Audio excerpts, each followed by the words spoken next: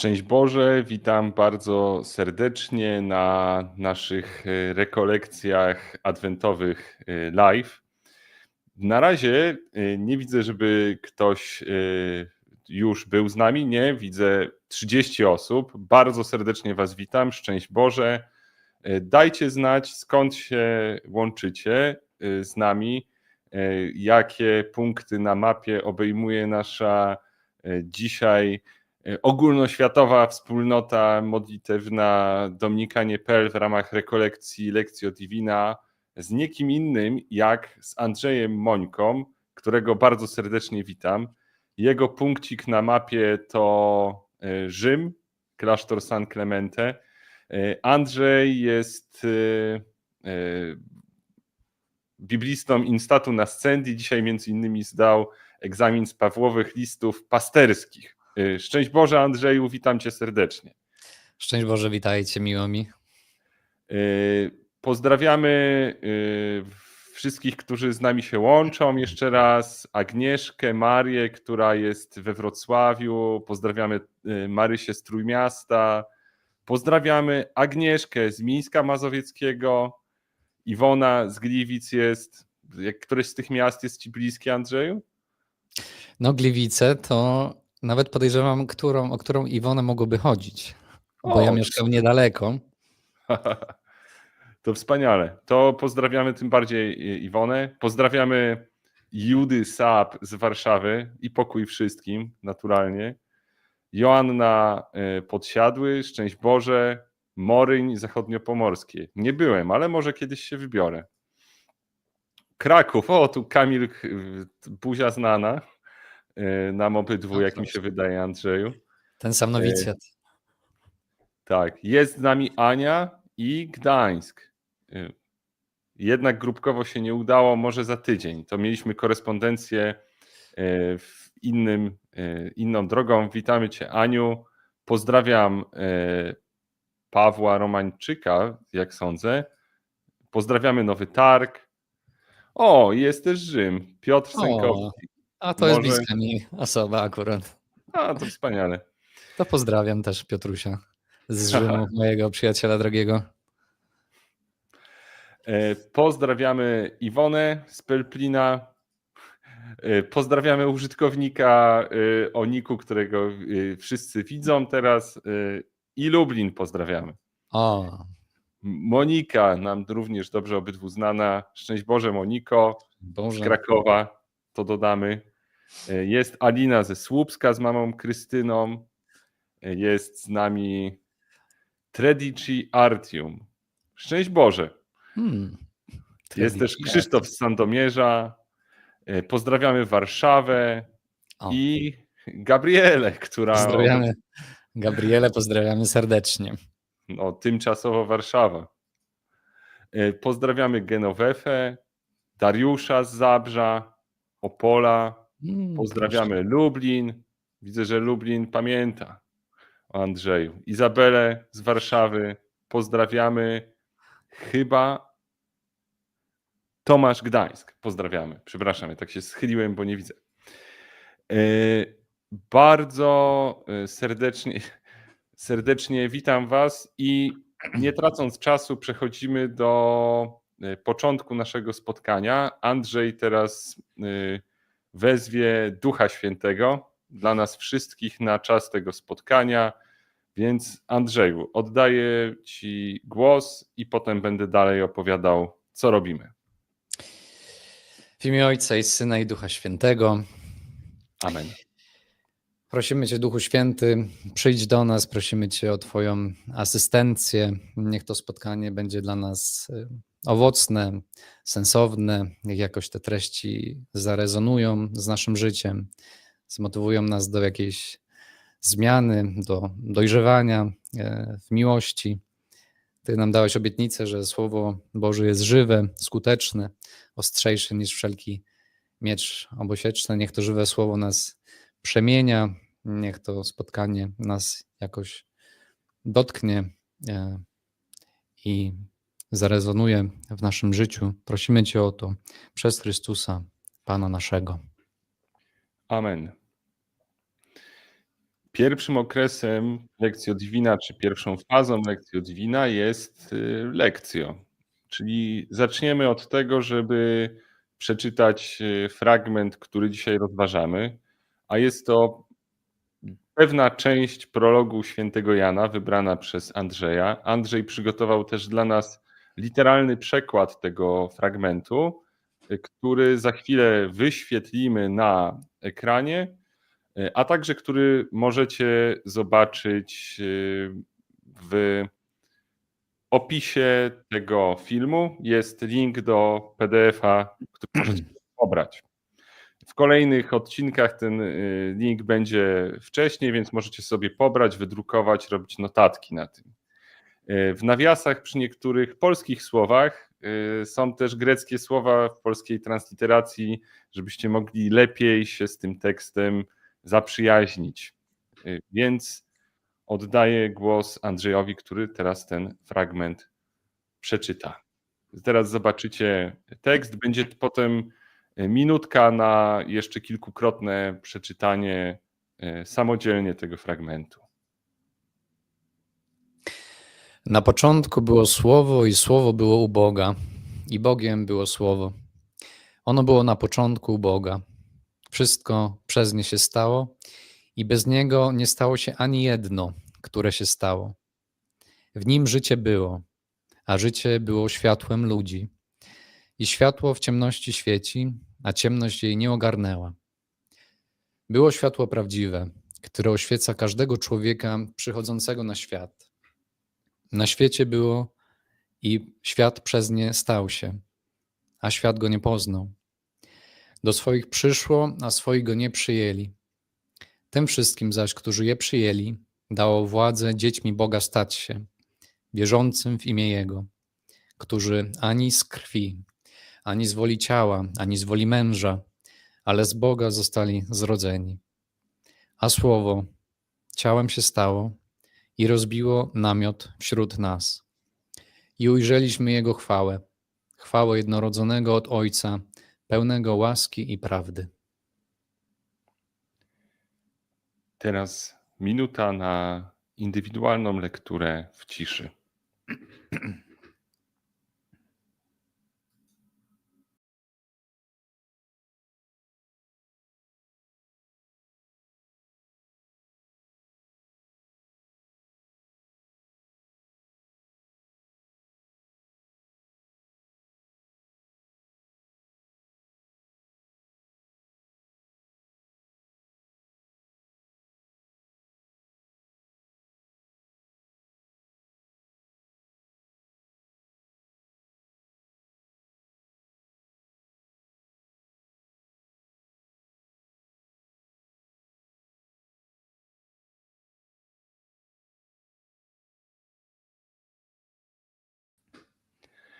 Zapraszam do tego, żeby powrócić sobie do tego tekstu jeszcze po zakończonym naszym spotkaniu, bo ta minuta to jest rzeczywiście dość krótko. Natomiast teraz przechodzimy do drugiego okresu Lectio Divina, czyli do Meditatio. I to Meditatio w naszym przypadku będzie składać się z 3 sekcji. Najpierw będzie prezentacja Andrzeja, w której on opowie od strony egzegetycznej, filologicznej o tym fragmencie. Wyjaśni też, czym jest ta nowa Księga Rodzaju i czy mamy do czynienia w prologu z Genezis czy Genesis, używając wymowy, która może być w tym momencie bliższa Andrzejowi. Potem będziemy odpowiadać na pytania, to znaczy Andrzej będzie odpowiadał na pytania. Możecie je zadawać znowu w komentarzach. Ja będę wyświetlał wybrane pytania i Andrzej na nie odpowie. A ostatnim elementem tej wspólnej medytacji będzie wypowiedź osoby świeckiej, którą zaprosiliśmy do tego, żeby podzieliła się tym, jak w jej życiu odbija się to słowo prologu, bo w gruncie rzeczy medytacja do tego ma prowadzić, do tego, żebyśmy odpowiedzieli sobie na pytanie, jak to słowo działa, jakie znaczenie ma dla mojego życia. Tak więc oddaję głos Andrzejowi.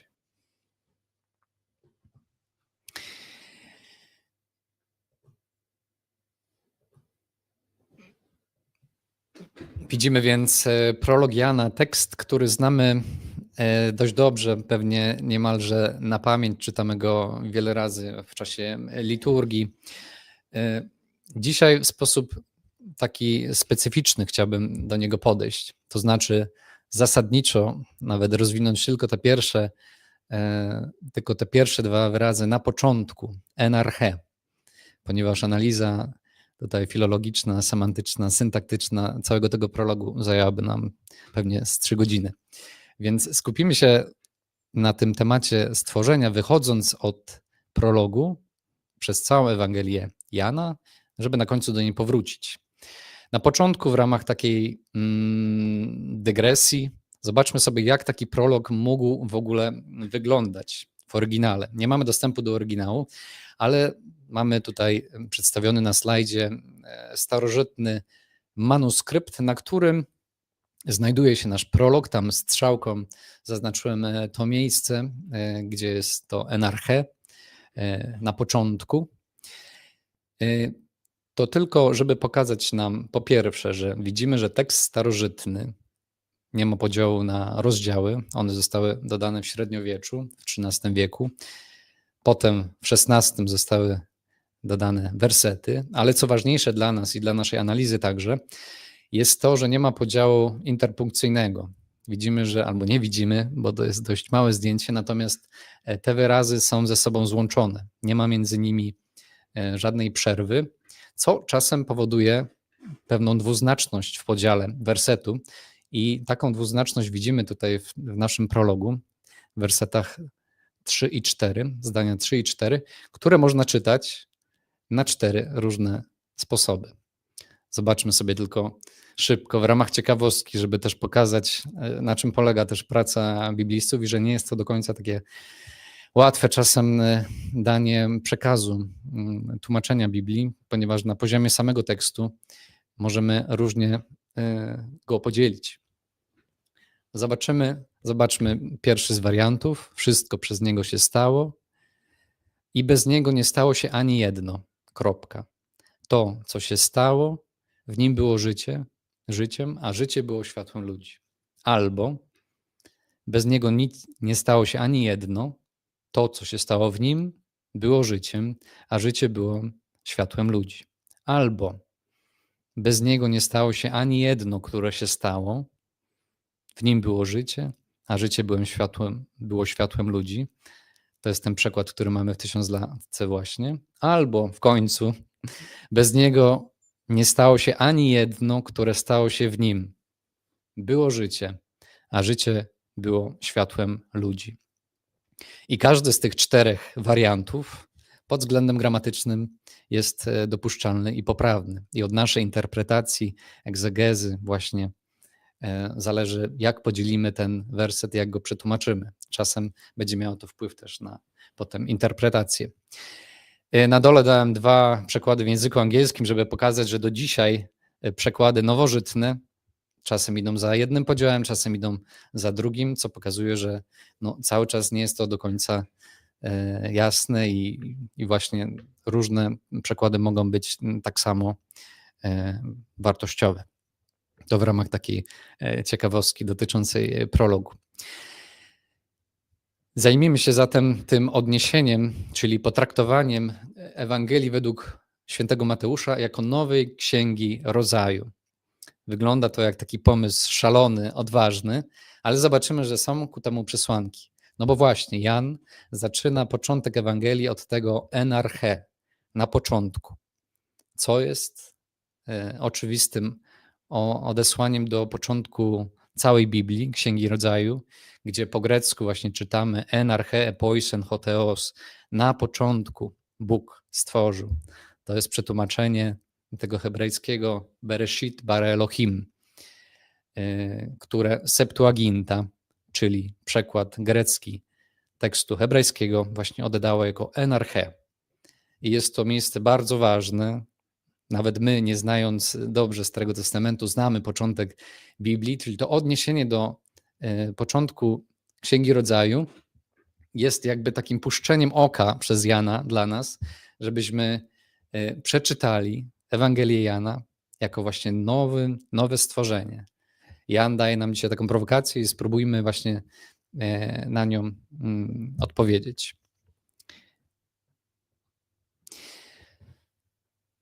Zobaczmy właśnie prolog pod względem stworzenia. Widzimy, że w samym prologu jest mnóstwo takich elementów, motywów, które mówią nam o nowym stworzeniu, czy odniesieniu do stworzenia świata. Mamy motyw życia, światłości, ciemności, która nie została ogarnięta. Tak, ciemność jej nie ogarnęła. To jest zapowiedź tego, że światło jest mocniejsze od ciemności, zapowiedź zmartwychwstania.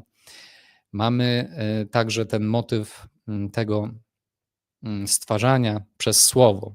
Wszystko przez nie się stało, świat stał się przez nie, przez słowo.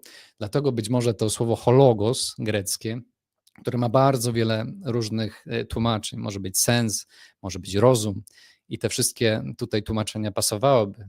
Na początku był rozum, rozumność, sens. Pasowałoby to. Natomiast od starożytności jest to czytane jako słowo. Na początku było słowo, bo tak jak w Księdze Rodzaju, tak tutaj jest przedstawione słowo, które stwarza świat na nowo. Dlaczego na nowo? Dlatego, że widzimy, że jest możliwość właśnie zrodzenia z Boga. Mamy to w 13 wersecie. Są ci, którzy uwierzyli ani z krwi, ani z woli ciała, ani z woli męża, czyli nie po ludzku, ale z Boga zostali zrodzeni. To potem wróci w rozmowie z Nikodemem w 3 rozdziale, kiedy Pan Jezus mówi, że trzeba powtórnie albo od góry się narodzić na nowo. Zresztą to odniesienie, ta triada, że ani z krwi, ani z woli ciała, ani z woli męża się narodzili, może być jakimś odniesieniem też do Księgi Rodzaju, kiedy Ewa, patrząc na drzewo poznania dobra i zła, mówi, że drzewo to miało dobre owoce do jedzenia, że było rozkoszą dla oczu i że owoce tego drzewa nadają się do zdobycia wiedzy. Także mamy tą triadę, która jakoś pośrednio może być pewnie odniesiona do stworzenia świata. I pierwsze pytanie, które nam przychodzi do głowy, jest takie, że skoro rzeczywiście mamy odniesienie do początku świata, no to pytanie intuicyjne jest takie, czy jest jakieś odniesienie do 7 dni stworzenia, które występuje w Księdze Rodzaju. Odpowiadam, owszem, możemy zobaczyć takie odniesienie, dlatego że być może zwróciliście na to uwagę, że jak zaczynamy czytać 2 rozdział Ewangelii Jana, w którym opisane jest wesele w Kani Galilejskiej, Jan mówi, że 3 dnia odbywało się wesele w Kani Galilejskiej, ale nie wiemy, do czego to jest odniesienie. To znaczy, to odniesienie nie jest takie jasne. Plus dodatkowo mamy w 1 rozdziale nagromadzenie słowa eupaurion po grecku, czyli nazajutrz. I zobaczmy, że składa się nam to na 7 dni. Jest dzień pierwszy, nazajutrz, nazajutrz, nazajutrz. 3 dnia odbywało się wesele w Kani Galilejskiej. Pierwszy z 7 znaków w Ewangelii Jana. Są też inne odniesienia, próby podziału Ewangelii na 7 części, ale jakoś mniej przekonujące.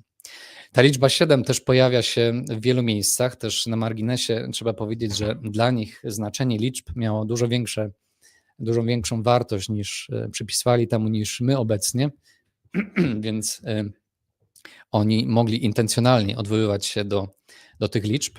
Więc widzimy, że w Ewangelii Jana na przykład mamy 7 razy sformułowanie Pana Jezusa ja jestem, które jest z kolei odwołaniem do Jego boskości. Zanim Abraham stał się, ja jestem. Jest 7 takich określeń. Jest też 7 określeń ja jestem w takim sensie metaforycznym. Ja jestem bramą, dobrym pasterzem, chlebem życia, drogą, prawdą, życiem. 2 siódemki. Ale co pewnie ważniejsze, mamy też 7 znaków tak zwanych. Jan zamiast mówić o uzdrowieniu, o cudzie, używa słowa znak. Ewangelia Jana jest też podzielona na 2 części. To jest Księga Znaków, te 12 rozdziałów i Księga chwały. I w tej pierwszej części znajduje się 7 znaków. Pan Jezus tam, każdy z tych znaków pośrednio jest odwołaniem do nowego stworzenia, bo Pan Jezus uzdrawia słowem właśnie, tak jak Pan Bóg na początku stworzenia. W każdym z tych znaków możemy zobaczyć jakieś elementy nowego stworzenia, ale zobaczymy to na przykładzie jednego z znaków. Niektórzy też widzą w Ewangelii Jana obecność 7 świadków Jezusa.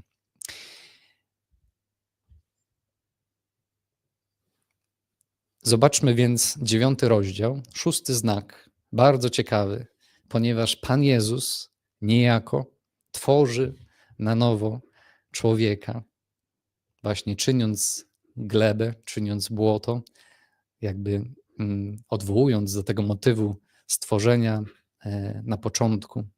Wtedy to Pan Bóg ulepił człowieka z prochu ziemi, tchnął w jego nozdrza tchnienie życia, wskutek czego człowiek stał się istotą żywą. Rzeczywiście mamy różne słowa w języku greckim, pelos i hus, błoto i proch ziemi. Natomiast te słowa funkcjonują w Starym Testamencie jako synonimy. U Izajasza czytamy właśnie: myśmy gliną, a Ty naszym Stwórcą. Pomnij, Panie, że jesteśmy gliną, mówi Hiob. Żeby jeszcze wzmocnić to odniesienie to połączenie między Księgą Rodzaju a tym 9 rozdziałem, znalazłem też takie odniesienie, że wspólnota z Qumran, czyli ta wspólnota, która mieszkała na pustyni judzkiej w czasach też Pana Jezusa, w swoich pismach, w regule wspólnoty, w hymnach dziękczynienia, mówi o tym, że człowiek został utworzony z gliny i śliny właśnie. Czyli jest to potwierdzenie tego motywu, który widzimy tutaj. Jest błoto i ślina. I w uszach ówczesnych Panu Jezusowi ludzi to brzmiało jeszcze bardziej jako odniesienie do nowego stworzenia.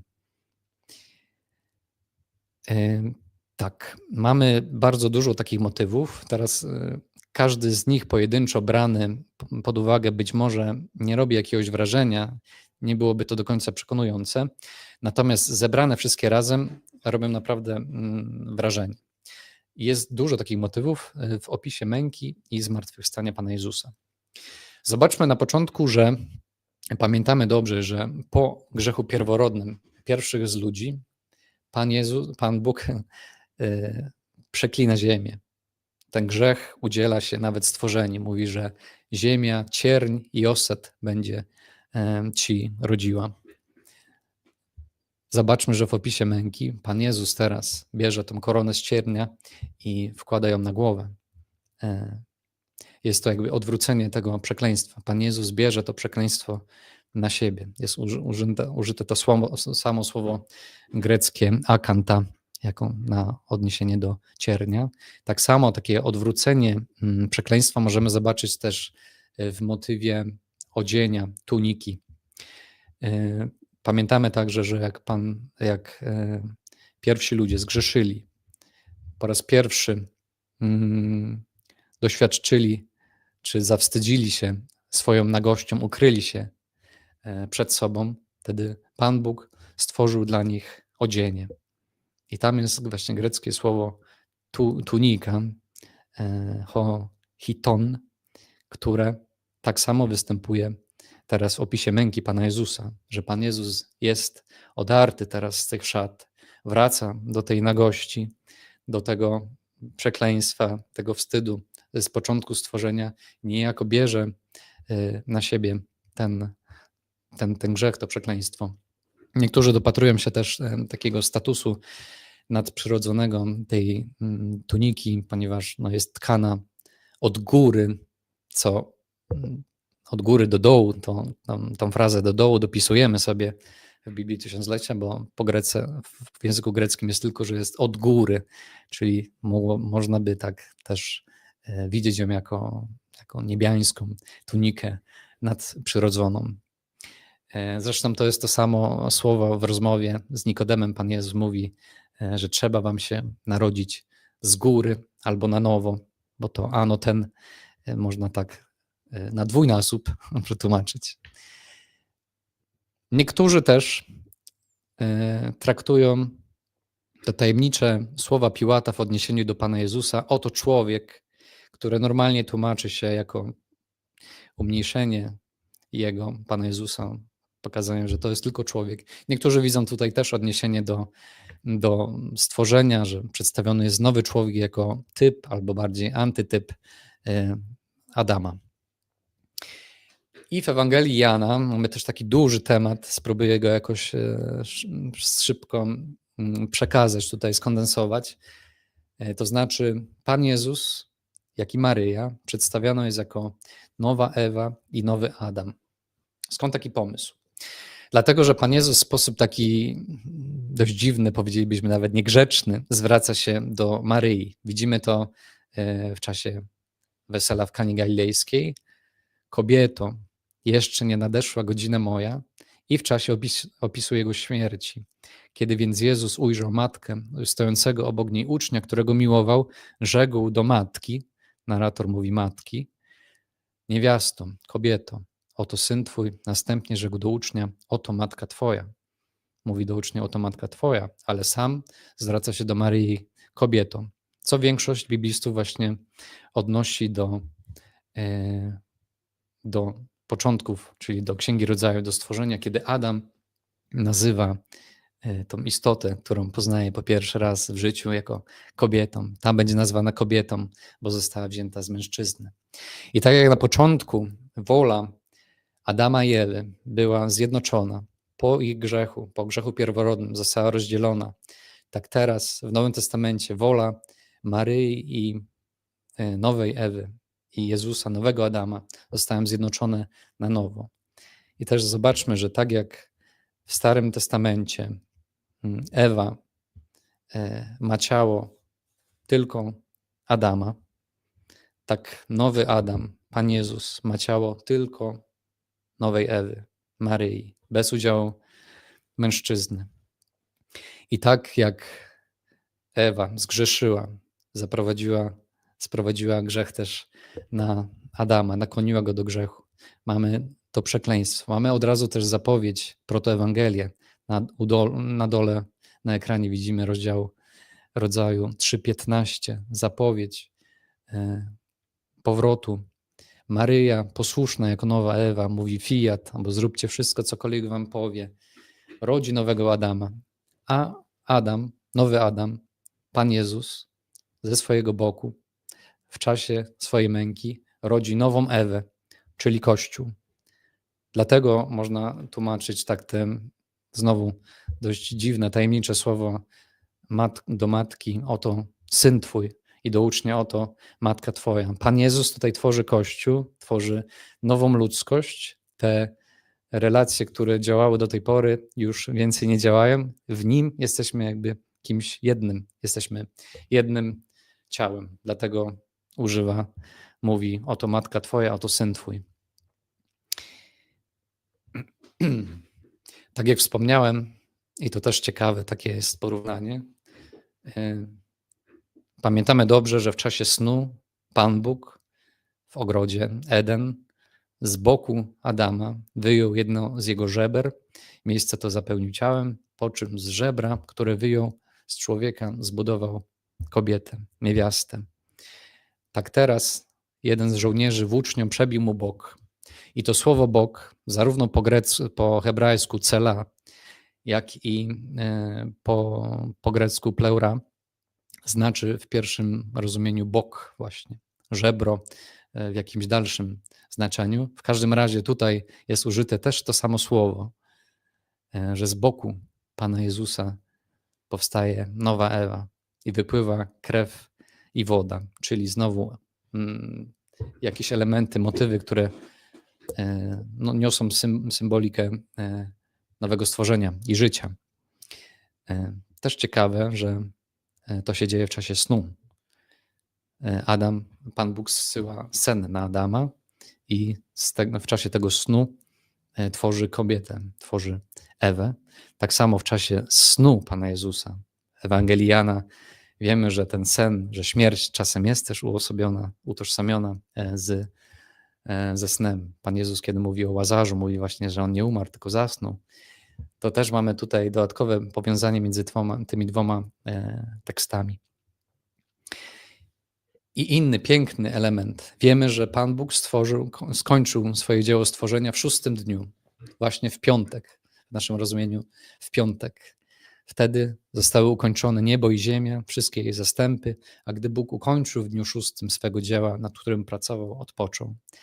I Jezus teraz, na końcu swojego życia, kiedy wykonał dzieło, które dał mu Jego Ojciec. I znowu tutaj widzimy to też porównanie, to energon na zielono zaznaczone.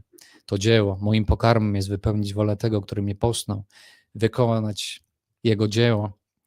Tak teraz Pan Jezus na końcu swego życia, w piątek, w 6. dzień stworzenia, mówi: wykonało się. It is finished. Tak fajnie brzmi po angielsku. To koniec. Jakby to jest też piękne takie odniesienie do zamknięcia Jego dzieła. Użyty jest ten sam czasownik, znaczy bardzo podobny. Teleo w Nowym Testamencie, w Księdze Rodzaju, syn teleo. Ja tu cały czas mówię w odniesieniu do przekładu greckiego Księgi Rodzaju, żeby móc porównać te dwa teksty. Wykonało się, wykonało się. Pan Jezus oddaje ducha, paradidomi. Te przekazanie ducha również może być związane z aktem nowego stworzenia. I co się dzieje zaraz po śmierci Pana Jezusa? Jest wzmianka dwukrotna o szabacie. Tak jak Pan Bóg po 6 dniach kończy swoje dzieło, mówi, że zostały ukończone. Zaraz potem mamy wzmiankę o szabacie, o dniu 7, w którym Pan Bóg odpoczął. Tak tutaj Pan Jezus odpoczywa, umiera. Jest wzmianka zaraz po końcu Jego życia, że był to szabat, dzień przygotowania, bo w Ewangelii Jana szabat i Pascha wypadały na sobotę, co jest też innym odniesieniem do Księgi Rodzaju znowu.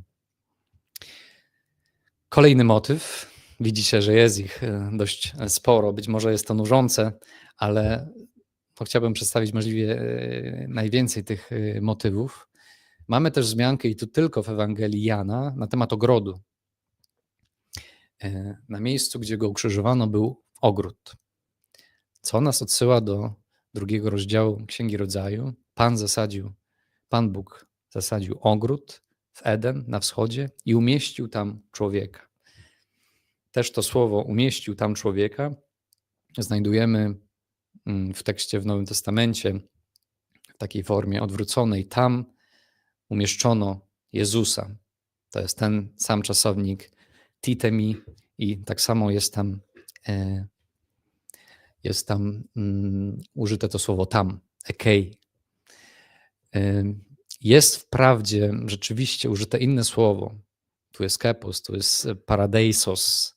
Z tego pochodzi paradise i paradiso po włosku, paradeisos.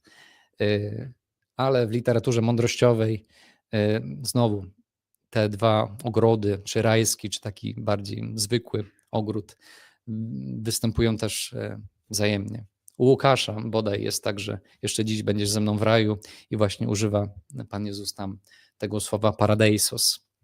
Paradeisos. Tak, pilnujemy akcentów. Moi nauczyciele by mnie tutaj strofowali. Także mamy tutaj znowu motyw ogrodu. Jakby jest ponowna dostępność do tego ogrodu, który został zamknięty. No i możecie mnie zapytać, w którym dniu Pan Bóg oddzielił światło od ciemności? Odpowiadam, w pierwszym dniu, w niedzielę, czyli w tym pierwszym dniu, teraz, w dniu naszym, kiedy Pan Bóg, Pan Jezus zmartwychwstaje. Mamy znowu tą walkę i grę światła i ciemności i to, co słyszeliśmy na początku właśnie prologu Jana, że ciemności nie ogarnęły światła. Tutaj w całej krasie to widzimy, tą manifestację tego zwycięstwa światła nad nocą. Ale znowu zobaczmy, że tutaj nawet na poziomie takim leksykalnym mamy bardzo dużo podobnych motywów do początku stworzenia świata. Nazwał Bóg światłość dniem, a ciemność nazwał nocą. I tak upłynął wieczór i poranek, dzień pierwszy. Mamy ciemność, skotos, poranek, proi. Tak samo w 20 rozdziale Jana mamy ten ranek, mamy ciemność i mamy jeszcze jedno odniesienie, ponieważ gdybyśmy literalnie chcieli przetłumaczyć ten werset, to tak naprawdę w tych dwóch tekstach znajduje się liczebnik główny, a nie porządkowy, czyli dzień 1, a nie pierwszy. Czyli tak upłynął dzień i poranek, dzień 1. I Jan też tak niezgrabnie pisze, a jednego dnia, czy a jeden dzień, nie da się tego dobrze oddać, więc używamy tego liczebnika porządkowego, pierwszego dnia tygodnia Pan Jezus zmartwychwstaje. Czy jakby tutaj Jan znowu mruga do nas okiem, żeby pokazać, zobaczcie tutaj te połączenie między dwoma tymi tekstami.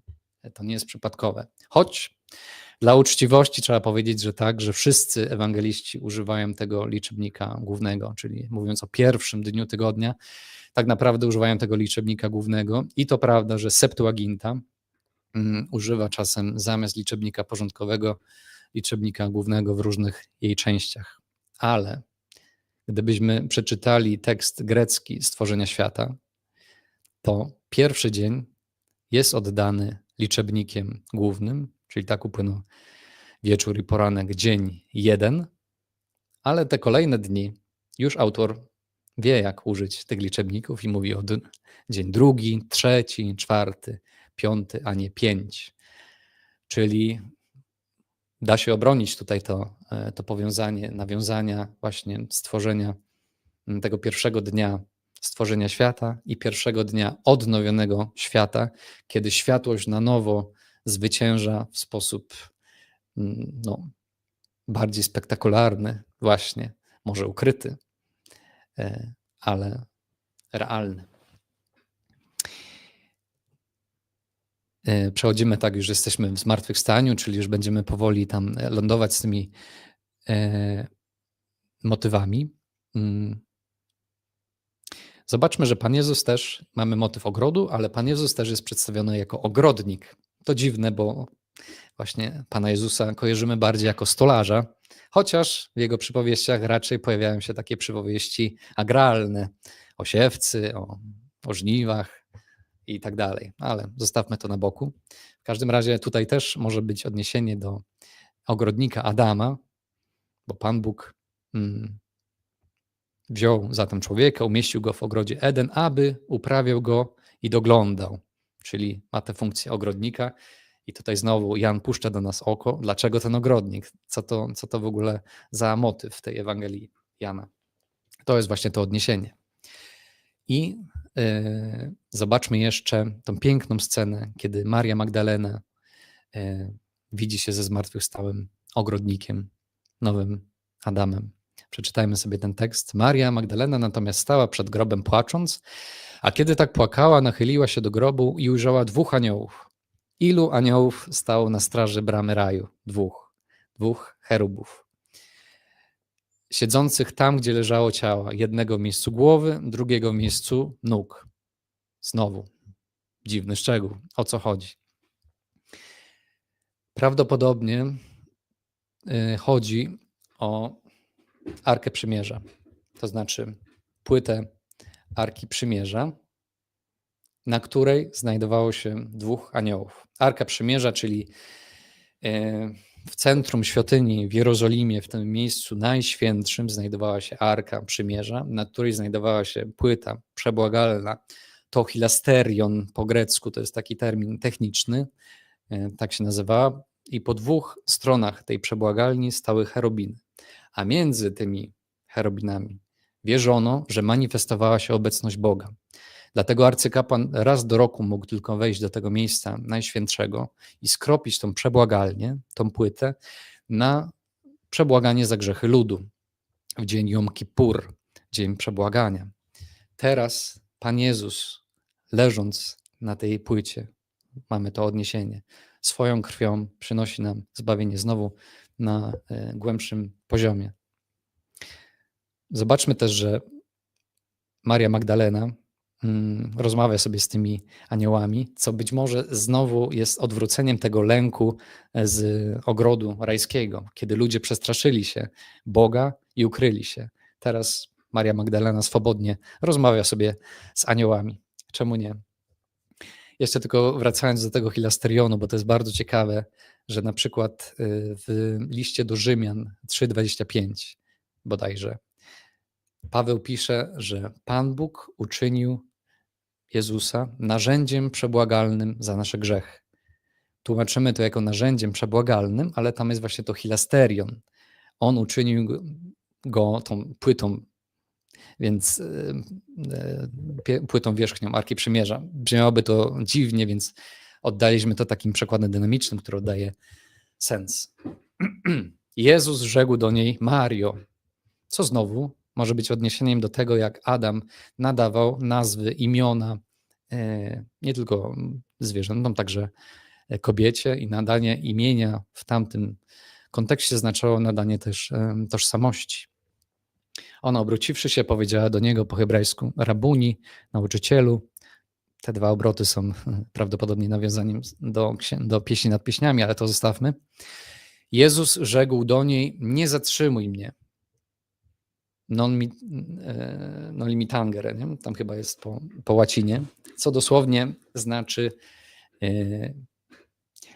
ten czasownik hapto, znaczy chwytać, dotykać.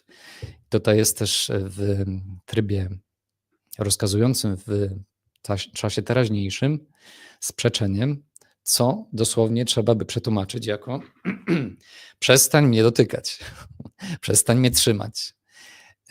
Co źle brzmi, prawda? Więc trzeba, i nie musi mieć takiej konotacji w języku greckim, więc daliśmy nie zatrzymuj mnie.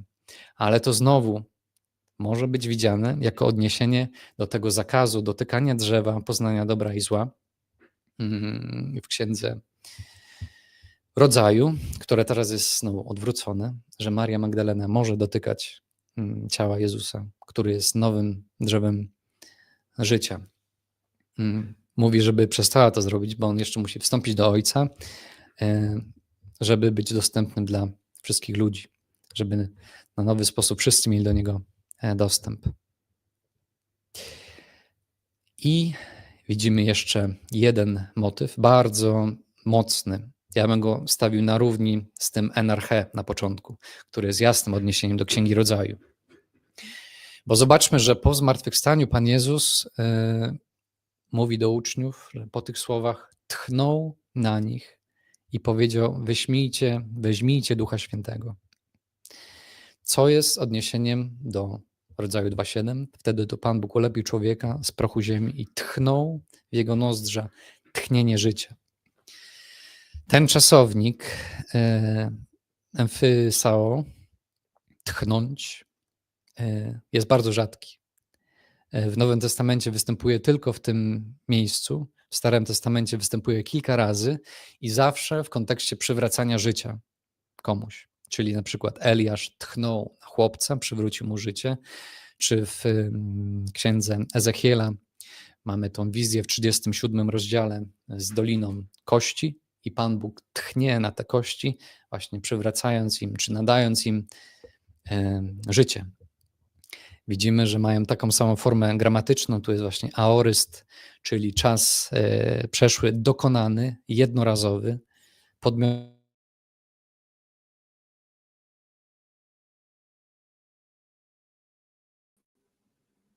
Wydaje się, że ojciec Andrzej na chwilę zniknął. Czekamy na niego, żeby się pojawił.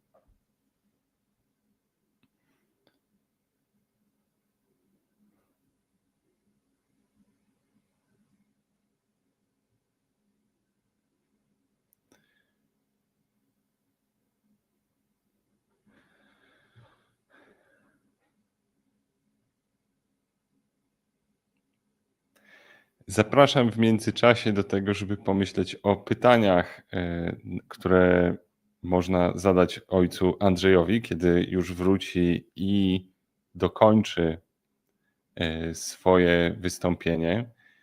Chwilowo zniknęła też jego prezentacja.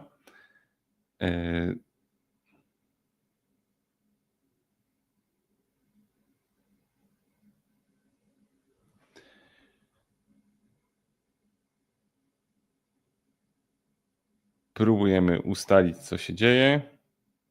Aha, Andrzej napisał, że został wyłączony prąd. Mamy tutaj złośliwość systemu energetycznego we Włoszech. Łączy się ponownie. Prawdopodobnie będzie już za chwilę. Serdecznie zachęcam do tego, żeby pomyśleć o pytaniach. Już widzę Andrzeja, który się z nami łączy. Sprawię, żeby się tu pojawił. Andrzeju, dobrze, że jesteś. Słychać mnie? No właśnie, mamy tu grę ciemności i światła. Nawet w moim klasztorze jest ten motyw cały czas do dzisiaj. Gry światła i ciemności. Ale światłość zwyciężyła. Andrzeju, czy jesteś w stanie włączyć prezentację z powrotem? Tak, jestem i już szybciutko tam.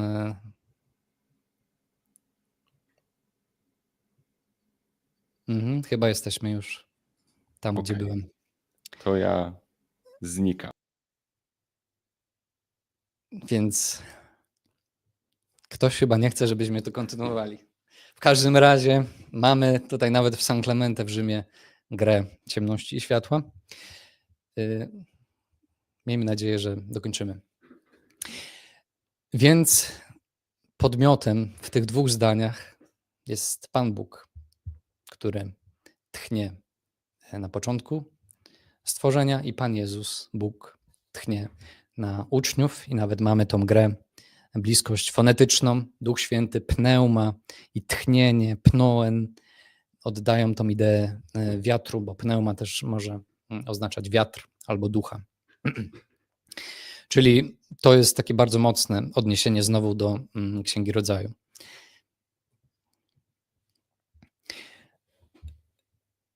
Jest też bardzo wiele innych, ja tylko je zebrałem tutaj już tak, żeby je tylko wypunktować. Reszta jest być może trochę mniej nawet przekonująca. Więc mamy motyw bramy. Znowu Pan Jezus mówi, ja jestem bramą, która może odsyłać do bramy raju, którą według tradycji miał otworzyć Mesjasz na końcu czasów. Uzdrowienie syna urzędnika dzieje się jedynie słowem Pana Jezusa, który ma moc stwarzania, tak jak Pan Bóg w czasie stworzenia świata. To o tym nie powiedziałam, ale też w czasie opisu ukrzyżowania Pan Jezus umieszczony jest pośrodku, co stanowi być może echo do drzewa życia posadzonego pośrodku. To mezon, en meso, znowu jest ten pośrodku i w ogóle krzyż jako nowe drzewo życia. Kto był w San Clemente, to też wie, że ta mozaika jest przepiękna mozaika drzewa życia, właśnie, że z paradoksu tego nowego drzewa wybucha, eksploduje nowe życie. Wzmianka o diable, mordercy, kłamcy od początku, odwołuje od początku właśnie, odwołuje znowu do węża z 3 rozdziału Księgi Rodzaju i kontrast pomiędzy jedzeniem i śmiercią. Na pewno umrzecie, jak zjecie, na pewno nie umrzecie, mówi wąż, oszukując. Może znajdować swoje odbicie w obrazie spożywania i życia, spożywania ciała Pana Jezusa. Będziecie mieli życie. Kto spożywa moje ciało, ma życie w sobie. I nakaz płodności, rozmnażania się, doglądania ogrodu, być może też znajduje odzwierciedlenie w tej analogii z drzewem winnym. Kto we mnie trwa, ja w nim, ten przynosi owoc obfity. Po tej długiej historii wracamy na końcu do naszego prologu, do naszego tekstu jeszcze raz. Być może teraz właśnie na nowo, świeżo patrząc na ten prolog, na przyjście Pana Jezusa, Jego wcielenie, które wspominamy w czasie Adwentu, jako misja ratunkowa odnowienia człowieka. Słowo stało się ciałem, rozbiło namiot dosłownie. W nas albo wśród nas, można to tłumaczyć i tak, i jedno i drugie zgadzałoby się z teologią Janową. Zobaczmy, że Pan Jezus nie tworzy świata ex nihilo, na nowo. tworzy na podstawie tego, co jest. Zastaje 6, zostawia 7, czyli zastaje coś nieuporządkowanego, takiego niedojrzałego jeszcze, a zostawia 7. Zastaje 6 stągwi wypełnionych wodą, zostawia je przemienione w wino.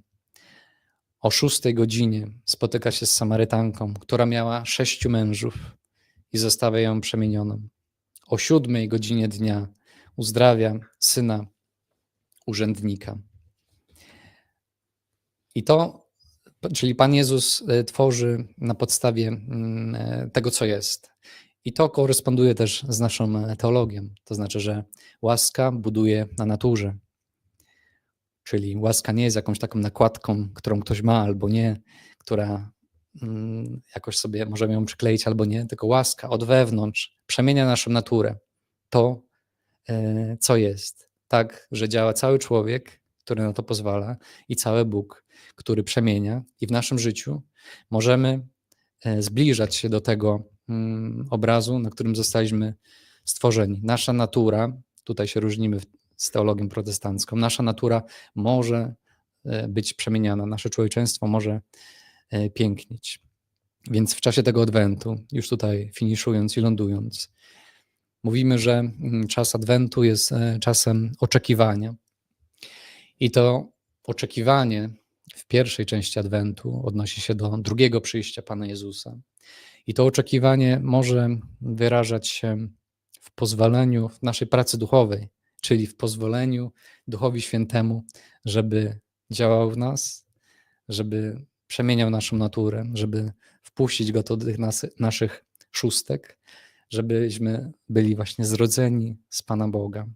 I żeby uniknąć frustracji, dobrze sobie zdać też sprawę z tego, że to jest proces. To znaczy, że nie jesteśmy idealni, że to jest przejście z większego nieporządku do mniejszego nieporządku, albo z większej niedojrzałości do mniejszej niedojrzałości, ale zawsze jesteśmy w procesie. I na koniec, to, co zrobił Pan Jezus dla nas, to nie jest tylko powrót do raju, do tego, co było, że On otworzył tą bramę przez nas zamkniętą i możemy sobie tam wrócić.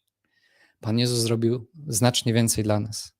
On zaprosił nas do swojego życia, do życia Trójcy i w Nim mamy udział w życiu Bożym. Więc niech ten Adwent też i to oczekiwanie na drugie przyjście Pana Jezusa właśnie wyraża się w tym naszym pozwoleniu Duchowi Świętemu, żeby w nas działał. Amen. Nie jest to definitywne amen, bo dalej trwa nasze spotkanie i zachęcam Was, którzy z nami modlicie się Lectio Divina, do zadawania pytań. Jeśli pojawiły się jakieś wątpliwości, czy chcielibyście jakiegoś dopowiedzenia, lub chcielibyście prosić Andrzeja o jakieś wyklarowanie czegoś, to teraz jest na to czas. Joanna mówi nam amen w tym momencie na to, co mówiłeś, Andrzeju. Tak więc być może jeszcze pojawią się jakieś pytania, natomiast teraz chciałbym zaprosić naszego gościa,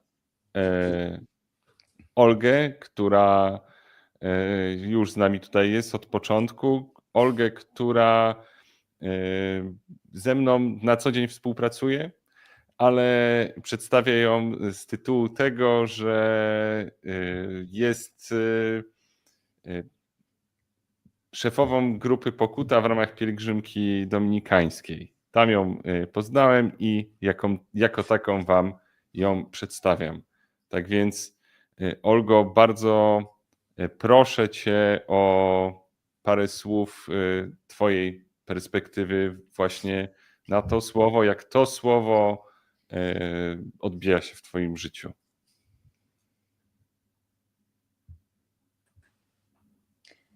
Szczęść Boże, dobry wieczór, tak w ogóle. Zapisałam sobie kilka rzeczy, które jakby przykuły moją uwagę, kiedy rozważaliśmy, kiedy czytaliśmy to słowo. Też w międzyczasie pojawiło się kilka takich moich myśli i w sensie dużo się kotłowało, natomiast te dwie takie główne, które najbardziej mi towarzyszyły, w tym czasie zostawię na koniec. Pierwsza myśl, która mi się pojawiła, to to, że jeśli zmartwychwstanie jest nowym stworzeniem, i to znaczy, że my w tym momencie żyjemy w ogrodzie rajskim de facto, ale w takim ulepszonym. To, co zostało powiedziane, że żyjemy w świecie, kiedy Maria Magdalena może rozmawiać bezpośrednio z aniołami, kiedy ten świat boski, Bóg w ogóle jest tak bliższy nam, taki bardziej namacalny i też możemy z Nim bezpośrednio rozmawiać, jest taką myślą, która wydaje mi się, że nie zawsze się pojawia, przynajmniej mnie się nie zawsze pojawia, że nie jesteśmy oddzieleni od tej rzeczywistości, że tak naprawdę żyjemy w tym ulepszonej wersji Edenu. I to było dla mnie niesamowicie jakieś takie poruszające. Jeszcze jedna rzecz, którą sobie myślałam, jak było mowa o tworzeniu przez ślinę i tworzeniu przez robienie błota. Od razu jak padła ślina, to wiadomo, że mi się przypomniało uleczenie osoby, uleczenie przez Jezusa niemowy. I dla mnie to też było niesamowite, że Pan Jezus najpierw robi błoto, ale jednocześnie wracając przywracając nam, że stwarza nas też nie tylko przez swoje zmartwychwstanie, to jakby to zaraz, ale że jakby zmieniając nas, jakby też ulepszając nas, jakby robi ten cały proces i te 7 dni jakby potrafi zrobić momentalnie, że nie musi tego rozkładać na cały proces zmartwychwstania, męki i tak dalej, tylko że może to zrobić raz, a dobrze, po prostu robiąc błoto z tego, co jest i jakby naprawiając to, co jest w nas niepasujące do tego Edenu, w którym żyjemy. I teraz te dwie rzeczy, które najbardziej mi się rzuciły w oczy i uszy, kiedy czytaliśmy ten fragment, w tym literalnym tłumaczeniu. Wydaje mi się, że to przez to, że one tak odbiegają od tego, do czego jesteśmy przyzwyczajeni i co nam się kojarzy z Bożym Narodzeniem. Po pierwsze, że ani jedno nie zostało stworzone bez słowa. Jak ja słyszę, że nic nie zostało stworzone, nic nie powstało bez Boga, nie brzmi to aż tak dosadnie dla mnie, jak to, że ani jedno.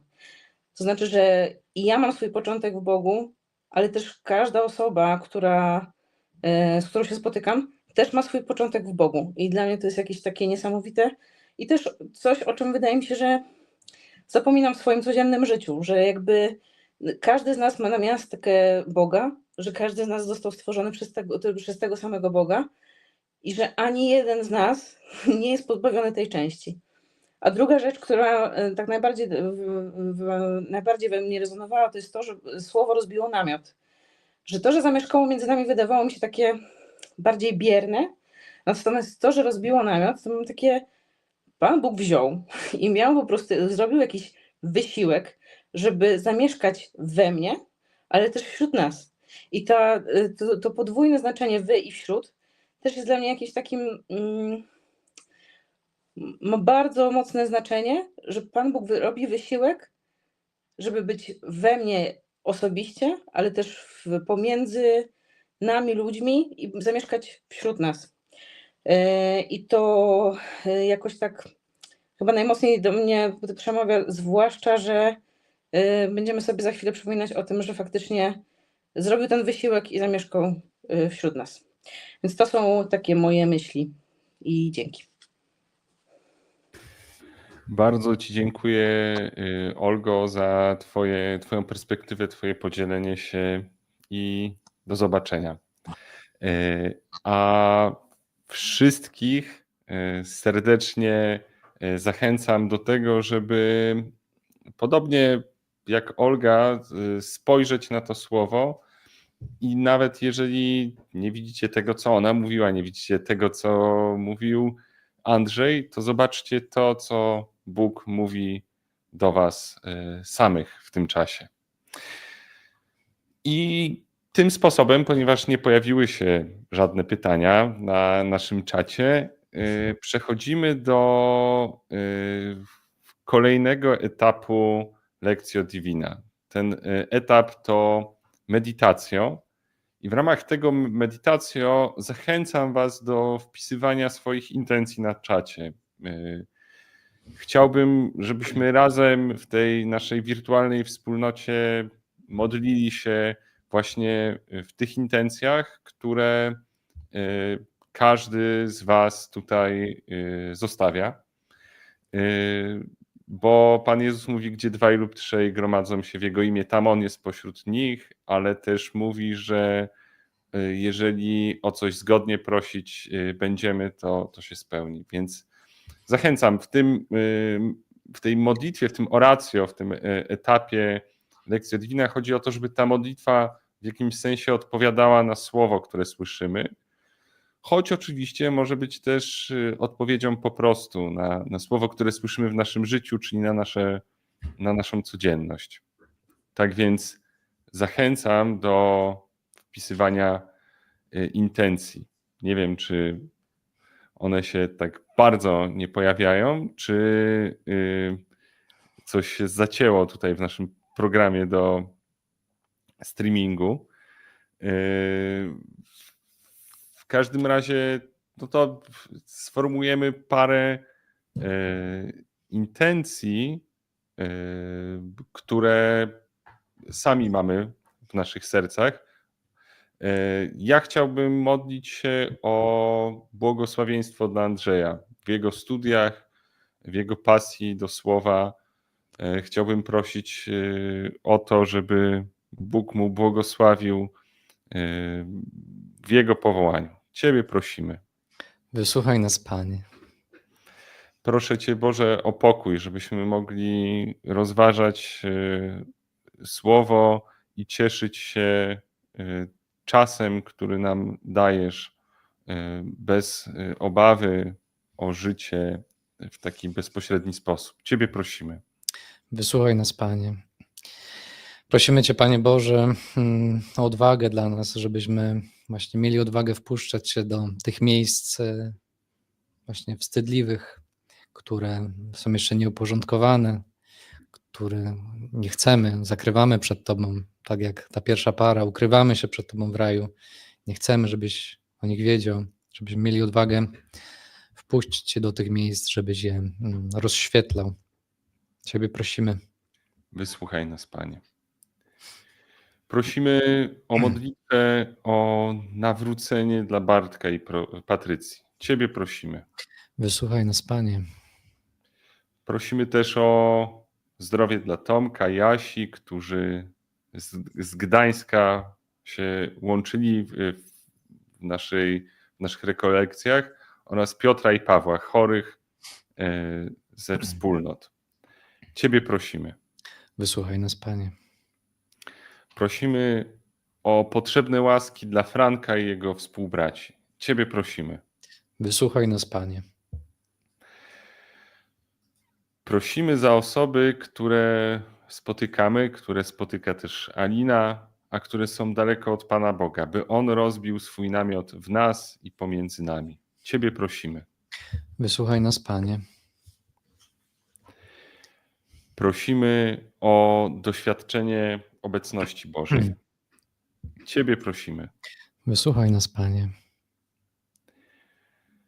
Módlmy się o to, żeby Bóg nasze szóstki zamienił w siódemki. I nie mam na myśli zębów, ale żeby naszą doskonałość, niedoskonałość doprowadził do swojej pełni. Ciebie prosimy. Wysłuchaj nas, Panie. Prosimy za przyjaciela Pawła, którego czeka operacja usunięcia tętniaka na mózgu. Ciebie prosimy. Wysłuchaj nas, Panie.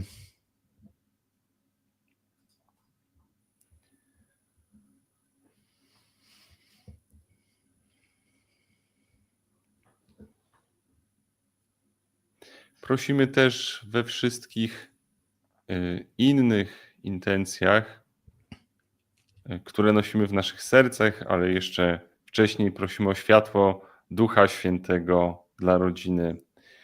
Ciebie prosimy. Wysłuchaj nas, Panie.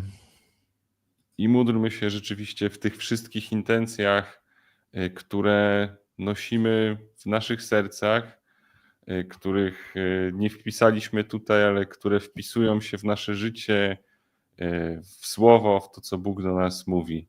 Ciebie prosimy. Wysłuchaj nas, Panie. I teraz kolejny etap naszej wspólnej modlitwy to kontemplacjo. Przygotowaliśmy na ten czas obraz, który może nam pomóc w tym, o co chodzi w tym etapie kontemplacjo, a chodzi w nim o to, żeby już poza myśleniem, rozważaniem, poza prośbami, słowami zwrócić swoje serce ku Bogu. No i wiemy, że obrazy, różne przedstawienia służą też temu, że łatwiej nam skierować myśli, naszą intencję ku Bogu. Andrzej wybrał tutaj jeden obraz ze zbiorów znanego muzeum ze Stanów Zjednoczonych. Andrzeju, czy mógłbyś powiedzieć parę słów o tym przedstawieniu? Tak. O, teraz się wyświetlił. Nie chcę go jakoś dopowiadać zupełnie, bo straciłaby sens kontemplacja, ale jest to XV-wieczny obraz. Giovanni di Paolo jest jego autorem, który przedstawia stworzenie świata, Pana Boga, który pokazuje swoją ręką na świat, który został właśnie stworzony, i na parę Adama i Ewę, którzy zostają z tego raju wygnani. Ale w kontekście tego, o czym mówiliśmy, rozważania, można też spojrzeć na to, że Pan Bóg niejako jeszcze raz wskazuje na ten świat, który jest obecnie w zalążku, który wysyła nam misję ratunkową, który myśli o wysłaniu Pana Jezusa, żeby nie tylko przywrócić nas do raju, ale włączyć go do swojego życia. To jest taki motyw odnowionego stworzenia, który możemy widzieć tutaj w zalążku. Wobec tego przez minutę potrwajmy razem w różnych miejscach, gdzie jesteśmy w ciszy, zwracając nasze serca ku Bogu, który też teraz kieruje swoją uwagę na nas.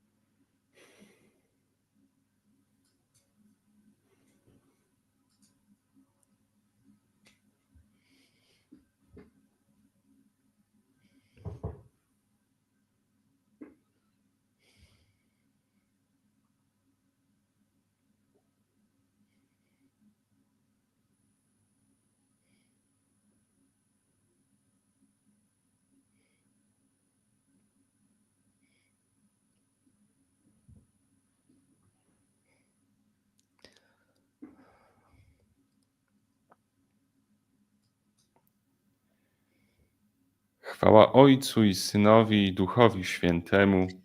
Jak była na początku, teraz i zawsze, i na wieki wieków. Amen. Andrzeju, proszę, pobłogosław nas wszystkich Pan z wami. i z Duchem Twoim. Niech was błogosławi Bóg Wszechmogący, Ojciec i Syn, i Duch Święty.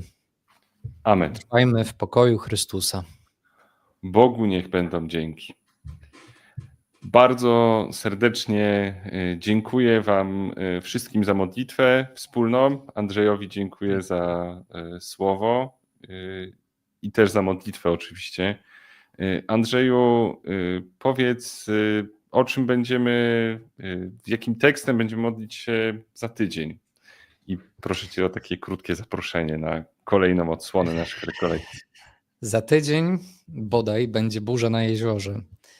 O ile dobrze pamiętam, ale chyba tak, że jest burza na jeziorze, w którym Pan Jezus właśnie mówi swoje słowa, które tutaj zostały wspomniane, czyli ja jestem. No i przyjrzymy się, jak możemy rozumieć te słowa ja jestem w odniesieniu w Ewangelii znowu przekrojowo całej Ewangelii Jana, ale być może teraz skupimy się bardziej na samej scenie burzy na jeziorze. Więc zapraszam, jeżeli macie czas i chęci, to za tydzień o tej samej porze się widzimy. Ci vediamo. Dzięki jeszcze raz, Andrzeju, i wszystkim życzę spokojnej nocy. Mam nadzieję na spotkanie już wkrótce. A teraz kończymy nasze spotkanie i do zobaczenia. Pa.